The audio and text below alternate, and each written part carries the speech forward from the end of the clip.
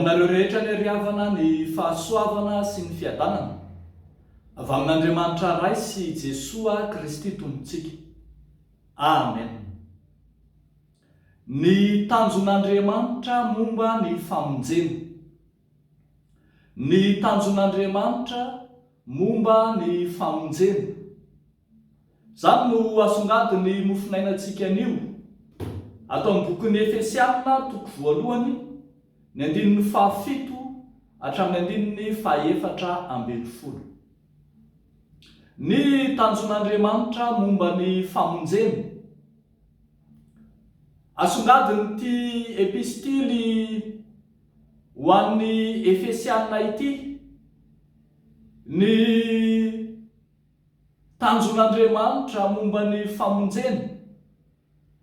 Any mpifatorana na tany an-tranomaizina ny apôstôly Paoly no manoratra ity taratasy ity, asongadiny amin'izany fa samy tian'Andriamanitra ho vonjena avokoa na ny jiosy na ny jentilisa, ary dia indro hafatra mafonja milaza ny hevim-panahy momba ny famonjena no soratany ato amin'ity epistily ity.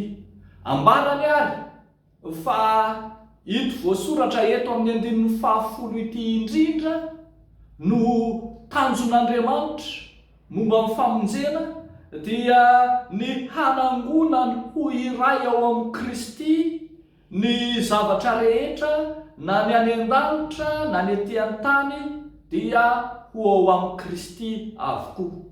Ny hanangona ny olona rehetra ao amin'ny Kristy no tanjon'Andriamanitra. Zany no planin'Andriamanitra momba ny famonjena.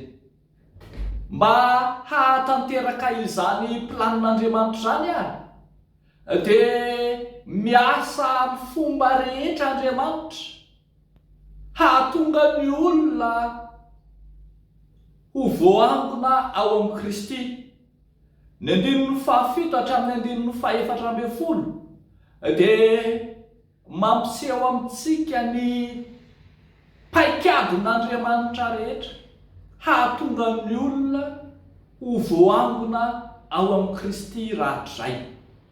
Eto ohatra dia hitantsika fa izy Andriamanitra no manomana ny fanavotana ho an'ny olona, ny fanavotana na ny famelan-keloka izay sokafan'Andriamanitra mahadidio ho an'izay mino sy mahatoky azy.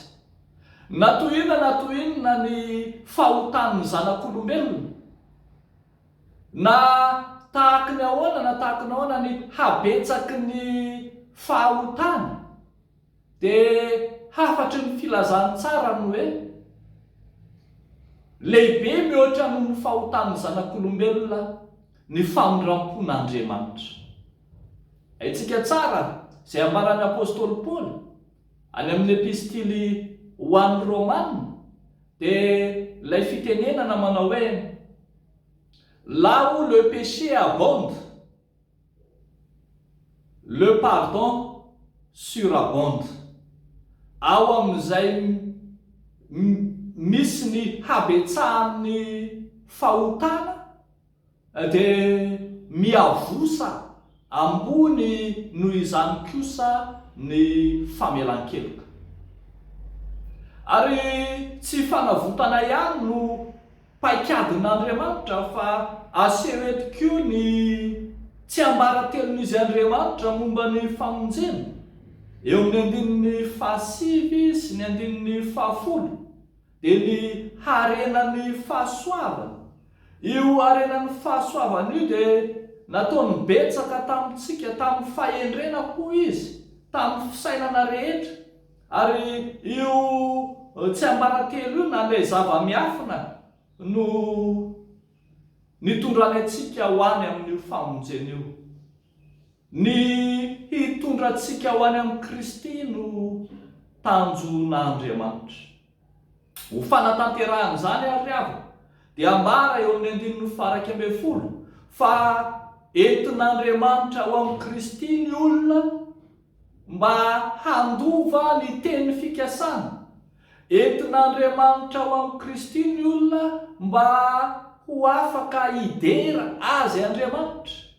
Entin'Andriamanitra ho amin'ny Kristy ny olona handray ny tenin'ny fahamarinana, ny filazantsara ny famonjena, ary indrindra asiana ilay tombo-kase amin'ny Fanahy Masina.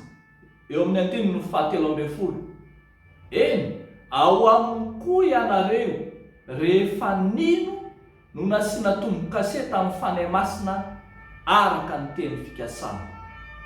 Tafiditra ao anatin'ny drafitrasan'Andriamanitra avokoa arak'izany ny singa rehetra izay ampiasaina eto, fa manambara fa ny fahafenon'izy Andriamanitra mihitsy, ilay fiara-miasa feno eo amin'Andriamanitra telo izay iray, no miara-miasa hahatanteraka ny famonjena ny zanak'olombelona, ary indrindra ny famonjena ny meny. Miara-miasa amin'ny fahafenony Andriamanitra ray zanaka Fanahy Masina mba hahatanteraka ny famonjena ny zanak'olombelona. Rehavako malala amin'ny tompo, tokana ny tanjon'ny filazantsara, ny tanjon'Andriamanitra dia ny hamonjy izao tontolo izao ho afaka amin'ny fahotana. Mitady ny fomba rehetra mihitsy Andriamanitra hahatanteraka ny famonjena. Tsy hanavahana sokajon'olona na tokon'olona izany famonjen'Andriamanitra izany, fa natao ho an'ny olona rehetra, ary azo lazaina aza fa fisairanan'Andriamanitra mihitsy no hamonjena ny olona. Arak'izany, tsy isika izay anomanana famonjena indray no maniry tsy hovonjena, na isika izay efa nanomanan'Andriamanitra ny fahasoavany rehetra indray, efa nampidiriny amin'ny planiny famonjenany indray no sanatria tsy te hizotra hiditra ho amin'izany lalana nomanin'Andriamanitra ho antsika izany. Tsarovy ry havako malala, lalam-pamonjena no lalana nomanin'Andriamanitra ho an'ny mino azy. Izay mino sy matoky azy dia andova izany famonjena izany.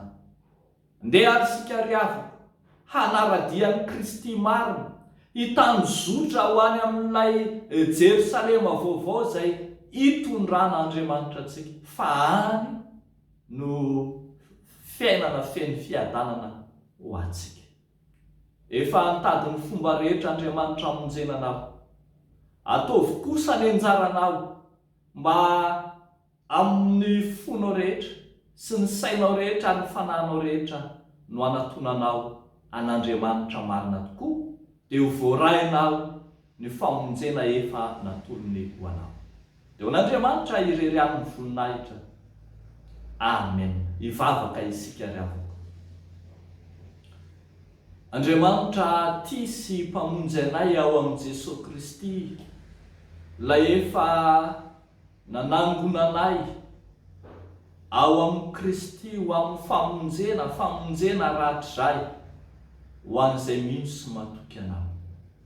Sotranao izay tompo fa tsy fonao isy very izay na dia iray aza, fa ny tady anay aza no lara-pahamehana teo aminao.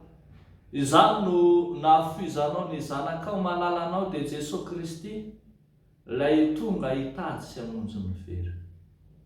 Misaotra anao izay tompo fa mahatsiaro anio, anananjara amin'izany fahasoavana lehibe nomenao anay izany, ary dia indro apetrakay ampelantananao ireo vahoaka marobe, ireo olona marobe izay tsy mbola mahatsiaro anao Andriamanitra, izay mbola tsy mitodika aminao, izay mbola lavitra anao Andriamanitra. Eny, izay mbola minitsy mijery ny famonjenao. Tompo, tsy misy afa-tsy anao no hany hamonjy azy ireny, ilay mpamonjy toka, koa dia mingavy aminao izahay. Aza leo Andriamanitro manatsotra ny tananao mba andraisan'izy ireny ny famonjena, dia hidirany amin'ny fiainan-danitra, ilay fiainam-baovao, ilay fiainana misy anao Andriamanitra. Izany no fanirianay sy etaetanay ho azy ireny, dia famonjena izany. Ataonay amin'ny anaran'i Jesosy Kristy tomponay izany mivavaka izany. Amen.